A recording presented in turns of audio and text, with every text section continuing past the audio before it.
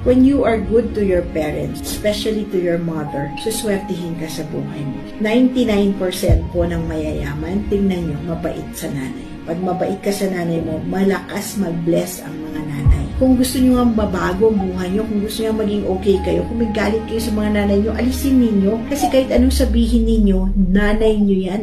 Utang nyo ang buhay nyo dyan. Kung hindi man para sa inyo naging mabuting nanay yan, nanay nyo pa rin yan. Hindi porket hindi kayo ginawa ng mabuti, karapatan nyo nang gawan din sila ng masama. You do not counter bad things with another bad thing.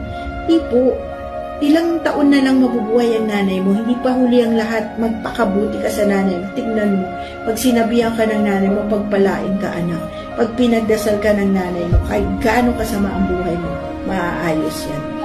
Yan po, lahat ng swerteng tao, lahat ng mayaman na tao, napakabait sa nanay.